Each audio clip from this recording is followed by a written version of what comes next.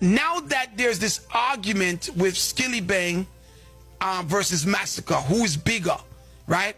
I see people trying to, glorify the international success of an artist. So Masicka cannot be as big as skillibeng because skillibeng is more internationally acclaimed.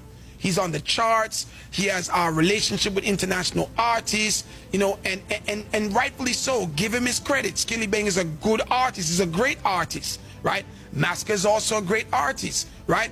But the same people who are using the international market or the success of the international market to glorify skillibeng, right, will never use that same success in the international space to glorify Sean Paul.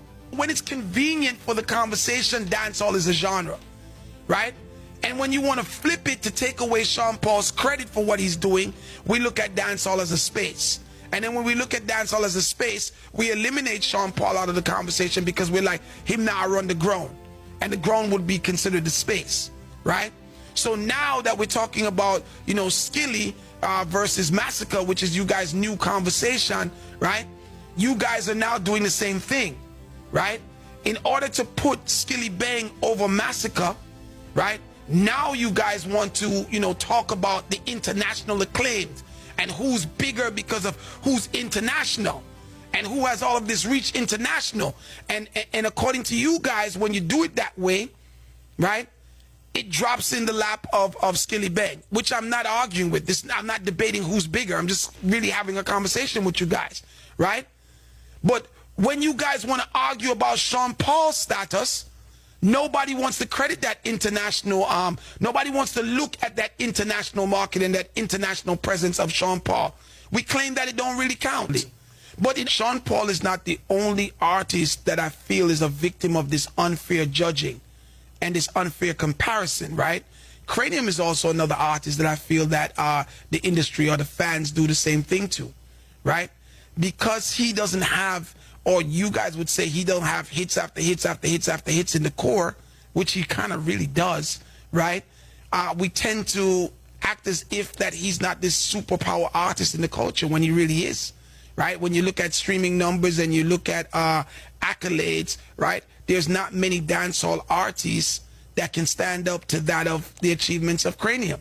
But, if you ask somebody if Cranium will run the place, they're going to tell you, say, no, Cranium now run the place, even though the numbers show that Cranium is running the place. But the same people who are using the international market or the success of the international market to glorify skillibeng, right, will never use that same success in the international space to glorify Sean Paul. Isn't that interesting, right? We will never use, the magnitude of success in the international arena that Sean Paul has to justify why Sean Paul needs to be respected in the dancehall space. Never. Just something to think about. How we kind of flip-flop the way we view things to fit the narrative that we're trying to push, right?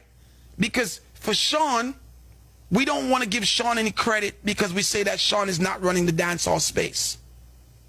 So we now give Sean no credit because Sean now run the dancehall, him now run the core. Him now have hits after hits after hits after hits in the core market, right? That's how you guys look at it, right? So we're going to deny him his glory just because. But then Masicka has hits after hits after hits after hits in the dancehall space. But you guys want to deny him because you're saying that he doesn't have international visibility. You know what I mean? He doesn't have that international credit yet. So him is still not a big artist. And again, I'm not speaking, I'm not taking up for Masicka or taking up for Sean Paul or taking up for skillibeng. I'm just having a great conversation to show you guys how confusing it is amongst our dancehall and reggae culture. From us, we are the ones that confuse it because we don't have a standard in which we judge our artists from, right?